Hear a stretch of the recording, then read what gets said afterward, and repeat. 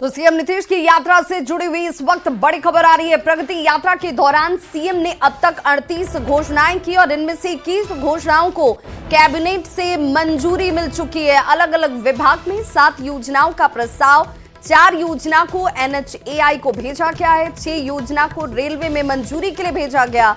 दरभंगा हवाई अड्डे को लेकर एक बड़ा फैसला, जिसमें अंतर्राष्ट्रीय हवाई अड्डे के लिए जमीन मिलेगी। 89.75 एकड़ जमीन ली जाएगी। अंतर्राष्ट्रीय हवाई अड्डे को लेकर कैबिनेट में जमीन अधिग्रहण की स्वीकृति मिल चुकी है। 244 करोड़ 60 लाख की राशि मंजूर की गई है। रक्सौल हवाई अड्डे का विस्तार किया जाएगा। रक्सौल में 139 एकड़ जमीन ली जाएगी। रक्सौल के लिए 207 करोड़ की राशि को मंजूरी दी गई है। आज निर्णय हुआ है और इस 55 एजेंडों में से 21 जो निर्णय हैं 21 वो प्रगति यात्रा में जो यात्रा हो रही है राज्य भर में, उसमें 21 मामलों की स्वीकृति दी गई है।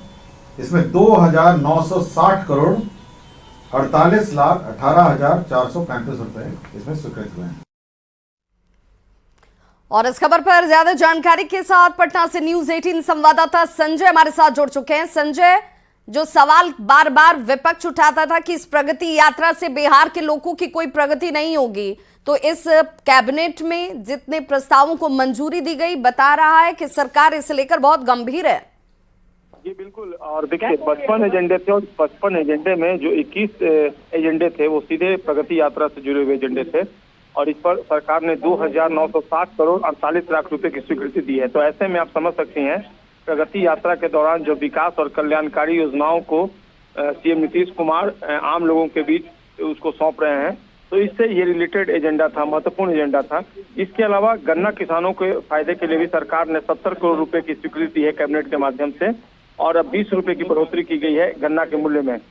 इसके अलावा प्रगति यात्रा के दौरान औद्योगिक क्षेत्र के विस्तार के लिए सीतामढ़ी में जो 504 एकड़ भूमि के अधिग्रहण के लिए 298 करोड़ रुपए की स्वीकृति दी गई। इसी तरीके से वैशाली में औद्योगिक क्षेत्र के विकास के लिए जो 1243.45 एकड़ जमीन है उसके अधिग्रहण के लिए 1,001 करोड़ 92 लाख रुपए की स्वीकृति दी गई है। पटना में एक निजी जेवियर विश्वविद्यालय की स्थापना को भी कैबिनेट ने स्वीकृति दी है।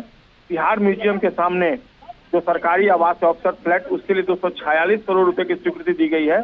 सबसे महत्वपूर्ण जो एक एजेंडा है वो है दरभंगा को अंतर्राष्ट्रीय हवाई अड्डा बनाने के लिए 89.75 एकड़ जमीन के अधिग्रहण के लिए सरकार ने आज 244 करोड़ 60 लाख रुपए की स्वीकृति दी है। इसी तरीके से जो रक्सौल का हवाई अड्डा है उसके विस्तार के लिए भी 139 एकड़ जमीन के अधिग्रहण को मंजूरी देते हुए 207 करोड़ रुपए की स्वीकृति दी है। तो कुल मिलाकर कई जो महत्वपूर्ण और लोक कल्याणकारी जो एजेंडे हैं उस पर आज सरकार ने अपनी मुहर लगाई है। विभा, बहुत बहुत शुक्रिया संजय इस तमाम जानकारी के लिए। अरविंद